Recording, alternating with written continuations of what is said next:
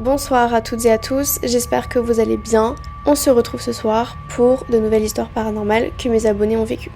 Avant de commencer la vidéo, si vous êtes trop sensible au paranormal, je vous invite à regarder la vidéo accompagnée. Et pour celles et ceux qui souhaitent nous raconter leurs histoires paranormales, vous pouvez retrouver mon adresse mail affichée à l'écran. Et n'hésitez pas à m'envoyer vos histoires les plus détaillées avec des photos, des vidéos, des dessins, ce que vous voulez en guise de preuve. Maintenant, laissons place aux histoires paranormales de mes abonnés.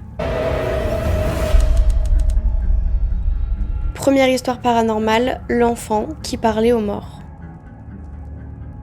Quand j'étais enfant, j'ai toujours eu une imagination débordante. Mais à 8 ans, mes parents ont commencé à s'inquiéter. Car je parlais souvent avec quelqu'un dans ma chambre qui s'appelait Paul. Ils pensaient que c'était un ami imaginaire, rien de plus. Un jour, ma mère est entrée dans ma chambre et je lui ai dit « Paul, dis que vous devez arrêter de pleurer, il va bien maintenant ». Ma mère est devenue pâle et elle m'a demandé qui était Paul et j'ai simplement répondu « Ton frère, celui qui est mort avant que je naisse ». Je ne savais pas qu'elle avait perdu un frère avant ma naissance. Personne ne m'en avait jamais parlé. Ce jour-là, ma mère n'a jamais plus mentionné le prénom Paul. Mais je pouvais voir la peur dans ses yeux chaque fois que je parlais seule. Finalement, j'ai arrêté de le voir, ou peut-être que j'ai appris à ignorer sa présence. Mais parfois, quand je suis seule dans une pièce, je sens toujours qu'il est là, à côté de moi, silencieux.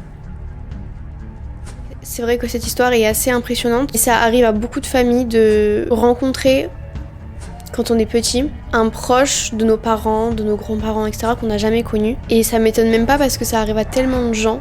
Mais je trouve ça beau quand même parce que oui, c'est sûr qu'elle doit avoir peur. Mais d'un autre côté, je pense que tu l'as un petit peu rassurée en disant que tout va bien, même si évidemment c'est choquant. Moi ça m'arrive, je sais pas comment j'aurais réagi, mais je trouve ça plus quelque chose de beau que quelque chose d'effrayant parce que oui, ça fait peur. Parce que c'est une adulte et parce que je pense qu'elle va aussi te protéger de plein de choses. Mais surtout dans ce moment-là, dans ce monde surnaturel, c'est un peu compliqué de te protéger de ça, tu vois. Mais je trouve ça beau. Donc en tout cas, merci beaucoup pour ton histoire. Et pour une première histoire, je trouve ça très touchant. Donc merci beaucoup. Et j'espère que tout va bien. On va passer à la prochaine histoire. L'ombre dans le miroir. C'était une soirée banale chez moi. Je venais de finir de me préparer. Maquillage parfait. Tenue impeccable. Je me regarde dans le miroir une dernière fois avant de partir. Mais cette fois-ci, quelque chose ne va pas. Mon reflet me fixe. Mais il ne bouge pas. Il reste immobile, même quand je tourne la tête ou lève la main. Mon cœur bat la chamade, je me frotte les yeux, pensant que je deviens folle. Mais quand je regarde de nouveau, c'est toujours là. Mon reflet me sourit, mais ce n'est pas moi, son sourire est malveillant, tordu. Je panique et m'éloigne du miroir. En fermant la porte, j'entends un bruit derrière moi. Comme si quelqu'un ou quelque chose frappait doucement sur la vitre. Depuis ce jour, j'ai enlevé tous les miroirs de ma chambre. Mais parfois, quand je passe devant un miroir dans la maison, je sens une présence. Un regard qui me suit, une ombre qui n'est pas la mienne. Alors pour cette histoire, c'est très inquiétant, très flippant. Est-ce que tu en as parlé à tes proches, à tes parents? Est-ce que vous avez pu appeler quelqu'un peut-être? Parce que ton reflet, qui finalement n'est pas toi, puisque du coup ça ne bouge pas, enfin un miroir c'est le but de te regarder, si tu vois que ton ombre, toi, ta personne ne bouge pas, c'est qu'il y a quelque chose qui ne va pas. Donc c'est même sûr, donc je pense que tu devrais appeler quelqu'un, ou même le miroir, est-ce que quand tu l'as acheté, est-ce que tu l'as acheté de quelqu'un qui l'avait eu avant, est-ce qu'il était neuf, est-ce qu'il y a un truc dans ta maison qui t'appartenait pas, enfin je sais pas, mais ça peut être souvent ça. Les miroirs, il faut savoir que les miroirs, ça raconte beaucoup d'histoires, bien ou mauvais. Ou mauvaise plutôt. C'est bien pour ça que moi je ne veux plus acheter de miroir à l'extérieur. Passons à la prochaine histoire. L'appel du sous-sol. Je vivais dans une vieille maison avec un sous-sol que je détestais. Il était sombre, humide et l'air y était sourd. Chaque fois que j'y allais pour chercher quelque chose, je me sentais observée mais je me disais que c'était juste mon imagination. Un soir, alors que je m'apprêtais à me coucher, j'ai entendu un bruit provenant du sous-sol, comme si quelqu'un marchait. Je vis seule, donc j'étais immédiatement en alerte. Je me suis armée de courage et je suis descendue. Quand j'ai ouvert la porte, j'ai senti un souffle glacé sur ma nuque. Je descendais lentement les marches, le cœur battant. Une fois en bas, j'ai entendu une voix chuchoter « Viens jouer avec nous ». Mon sang s'est glacé. Il n'y avait personne, mais je sentais qu'une présence était autour de moi. Puis, la porte du sous-sol s'est fermée brusquement derrière moi. J'ai couru aussi vite que possible et je suis remontée, laissant tout derrière moi. Peu de temps après, j'ai déménagé. Mais depuis, chaque nuit, à la même heure, je me réveille en sursaut avec cette même voix qui chuchote dans ma tête. On est aujourd'hui le 7 octobre et j'ai filmé du coup la vidéo pour Halloween il y a une semaine. Et pareil, que des histoires de sous-sol qui ressort beaucoup. À chaque fois qu'il y a une maison hantée où il y a un doute ou des choses qui se passent bizarres, il y a toujours une histoire de sous-sol. Et ça me fait rire parce qu'à chaque fois je vois ça, j'ai l'impression que j'ai toujours lu la même, mais en fait c'est juste que le sous-sol, en fait dès que vous avez un sous-sol douteux avec des objets, des trucs qui vous appartenaient pas ou quoi que ce soit, il y a toujours quelque chose, enfin bref, très bizarre. Et d'ailleurs, je vais pas vous spoiler, mais toujours une histoire inquiétante. Donc je pense que dans ce sous-sol, je sais pas si tu t'es renseigné quoi que ce soit avant, même quand t'es parti, est-ce que t'as pu poser des questions au propriétaire, est-ce qu'il sait quelque chose, mais il y a toujours une histoire qui se passe dans le sous-sol, il y a toujours quelque chose de terrible qui se passe. Tu comptes redéménager, n'hésite pas à purifier quand tu rentres. Et même quand tu sens pas bien, il faut en parler. Genre ne te dis pas je vais paraître pour un fou au propriétaire, parce que le propriétaire il doit sûrement être au courant. Donc merci pour ton histoire et j'espère que ça va un peu mieux, parce que j'imagine si tu changes d'appartement et que t'as encore cette voix là dans ta tête qui résonne, c'est pas du tout agréable. Mais en tout cas merci beaucoup et passons à la prochaine histoire. La maison au fond des bois. Il y a quelques années, mes amis et moi avons décidé de partir en randonnée dans une région isolée. Petit aparté, je suis une grande addicte de randonnée. J'adore les randonnées, donc j'espère que ça va pas me traumatiser. Après des heures de marche, nous avons découvert une vieille maison abandonnée au milieu des bois. Par curiosité, nous avons décidé d'y rentrer. La maison était en ruine, mais il y avait quelque chose de sinistre dans l'air, comme si nous n'étions pas les bienvenus. Alors que nous explorions les pièces, nous avons retrouvé d'étranges inscriptions gravées sur les murs, des symboles, des mots que nous ne comprenions pas. Puis l'un de mes amis a trouvé une photo. Dessus, il y avait une famille, un couple et leurs enfants. Mais derrière eux, une silhouette sombre se tenait à peine visible. À ce moment-là, une porte a claqué violemment à l'étage. Nous étions seuls et sans perdre de temps, nous avons décidé de partir. Mais alors que nous apprêtions à sortir, j'ai senti une main glaciale se poser sur mon épaule. Je me suis retournée mais il n'y avait personne. Nous avons couru sans jamais nous retourner. Et depuis ce jour, je fais des cauchemars de cette silhouette, nous regardant depuis la maison. Alors, honnêtement, une maison au fond des bois, abandonnée, c'est pas forcément très bon présage. Je sais pas si tu regardes les expériences paranormales de Silent Hill quand elle part en immersion dans des maisons, dans des châteaux, ce que tu veux. Il y a souvent, les maisons ont toujours une histoire à raconter. Il y avait forcément un propriétaire, une personne qui a décédé. Il y a beaucoup de gens qui ont du mal à partir parce que justement il y a leur effet personnel, donc c'est compliqué pour elles de partir. Et surtout quand les gens rentrent chez eux depuis qu'ils sont décédés, les gens dégradent les appartements, enfin les maisons par exemple.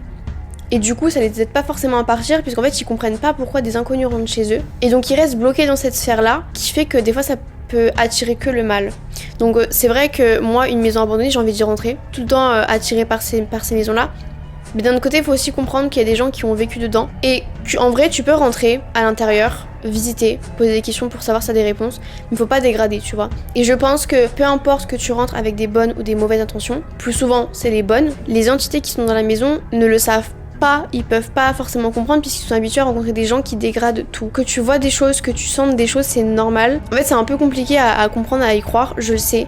Mais à force de me renseigner dessus, je sais que forcément quand tu rentres dans une maison, un lieu abandonné qui a été tagué, tout a été cassé, etc., c'est normal que tu sentes quelque chose de mal, du froid, parce que si c'est hanté, forcément il y aura toujours des entités qui veulent faire peur, justement parce qu'ils ne veulent pas qu'on dégrade les lieux, parce qu'ils sont aussi bloqués dans cette sphère-là, qu'ils comprennent pas pourquoi les gens rentrent. Ça me paraît logique en même temps. Mais voilà, moi je sais que si je fais une randonnée, je rentre pas dans des maisons comme ça. J'ai déjà fait une randonnée avec une copine, il y avait une ancienne maison en ruine qui était complètement défoncée. Sauf que moi je ne voulais pas rentrer dedans parce que j'ai senti le mal, mais le mal incarné, donc je ne suis pas rentrée. Donc voilà. Bon après vous étiez accompagnés, mais nous on était deux filles dans une forêt. On n'avait pas forcément envie qu'il nous arrive un truc, mais j'ai senti parce que la maison, je trouve que il y avait vraiment plus rien, c'était vraiment que des pierres, donc c'était vraiment pas énormément intéressant, enfin il y avait rien de fou. Mais moi quand je suis rentrée devant, je me suis dit je ne peux pas rentrer parce que je sens quelque chose de tellement négatif. Puis ça sert à rien de risquer quelque chose, on n'y va pas. Il y a beaucoup de gens qui rentrent dans des maisons abandonnées, des lieux abandonnés, qui ne respectent pas, sauf qu'en fait souvent ça vous suit en fait. Les gens qui comprennent pas, c'est que ça vous suit. Parce que généralement les gens ne se présentent pas, ils n'expliquent pas pourquoi ils sont là, et ils dégradent. Et généralement quand on rentre dans un lieu comme ça, il faut se protéger et demander à ce que les entités ne vous suivent pas. Par exemple, vous avez pas cassé, vous avez juste fait un tour, je pense que la personne, le truc qui était dans la maison a dû le comprendre. Mais ça fait une petite expérience, ça fait une anecdote à raconter. Moi clairement je vis pour raconter mes anecdotes. Donc merci beaucoup d'avoir raconté ton histoire. Le cauchemar récurrent. Depuis plusieurs semaines, je faisais le même cauchemar, encore et encore. Dans mon rêve, je me réveillais en pleine nuit, paralysée, incapable de bouger ou de crier. Dans l'obscurité, je voyais une silhouette sombre au coin de ma chambre, me fixant silencieusement. Chaque nuit, elle se rapprochait un peu plus de mon lit. Une nuit, alors que j'étais à nouveau piégée dans ce cauchemar, la silhouette s'est approchée encore plus près. Cette fois, elle a parlé. Sa voix était grave, presque inhumaine. Je suis là et je reviendrai bientôt. Je me suis réveillée en sursaut, trempée de sueur. Mais ce n'est qu'après quelques minutes que j'ai réalisé que je n'étais pas seule. Quelqu'un ou quelque chose respirait doucement à côté de moi. Je n'ai pas osé bouger, pas osé ouvrir les yeux. Je savais que si je le faisais, je verrais cette chose, juste là, à quelques centimètres de mon visage. J'aurais tellement voulu avoir une suite. N'hésite pas à m'écrire en privé, par mail.